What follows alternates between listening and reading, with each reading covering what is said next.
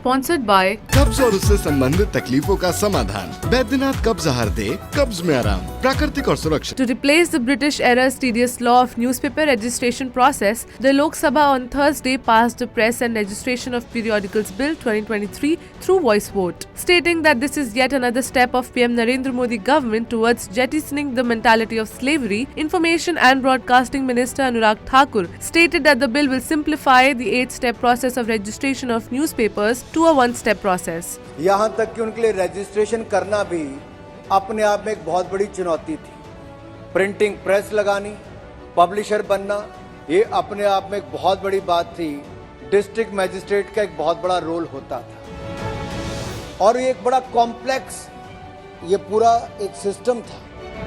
ये 8 चरण में इसको किया जाता था। डिस्ट्रिक्ट मैजिस्ट्रेट के पास पहले जाकर आप रजिस्ट्रेशन करने की एप्लीकेशन लगाओ, कई महीने वहां पर लगते थे। उसके बाद उसको registrar of newspaper of India उसके पास लेकर आओ दिल्ली में, फिर उसके चक्कर काटो, फिर वापस लेकर जाओ जब तक आपको नाम मिलता था। लगभग 8 स्टेप थे। आज मुझे सदन में कहते हुए प्रसन्नता है, अब 2-3 साल नहीं लगेंगे, केवल 2 महीने के समय के अंदर आपको अपना समाचार पत्र हो, पत्रिका हो, उसकी अनुमति मिलेगी। The bill, which was passed in Rajya Sabha during the monsoon session on August 3, seeks to replace the Press and Registration of Books (PRB) Act of 1867. The I&B minister targeted the previous Congress government for continuing with the British-era law brought it to stop freedom fighters from launching newspapers. He added that though Congress attempted to replace the PRB Act of 1867, the legislation it proposed was equally harsh as the colonial-era law in which government permission was required to even publish a college newsletter.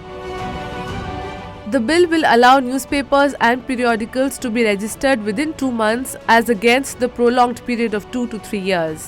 Anurag Thakur said that through the new laws, the government's priority was to end criminality, improve ease of doing business and ease of living.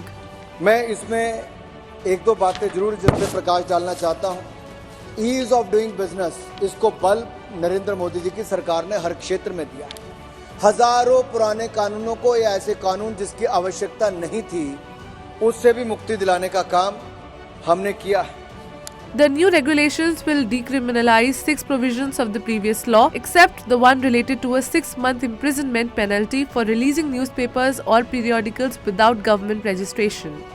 और मैं इस सभा में कहना चाहता हूं, इसमें भी हमने प्रावधान किए हैं जहां बाकी जितने क्रिमिनलाइजेशन वाले ऐसे प्रावधान थे, हमने उसको डीक्रिमिनलाइज कर दिया है और केवल एक ही ऐसा प्रावधान है जहां पर अगर आपने अनुमति ना ली हो प्रिंटिंग प्रेस शुरू करने के पब्लिशर की, और उसमें भी आपको 6 महीने का प्रावधान दिया है कि आप उसके अंदर उसको बंद कर दें, अनुमति लें, ना करें तब जाकर केवल आपको सजा होगी, अन्यथा आपको डीक्रिमिनलाइज सबको कर दिया गया है। इसलिए ईज ऑफ डूइंग बिजनेस को भी इससे बल दिया गया है। The bill grants authority to the Press Registrar General to levy fines with a maximum of Rs 5 lakhs for the unauthorized publication of periodicals and an initial penalty of Rs 20,000 for not submitting the annual statement within the stipulated time frame.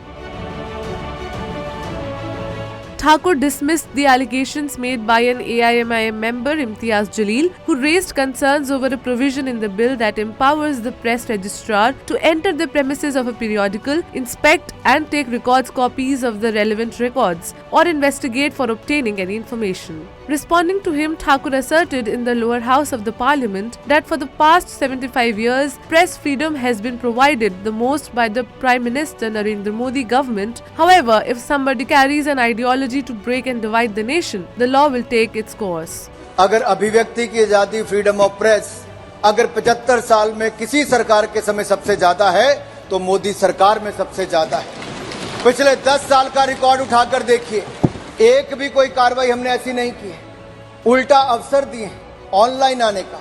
इसलिए मैंने कहा ये जो कानून है ये simple, smart, simultaneous process है।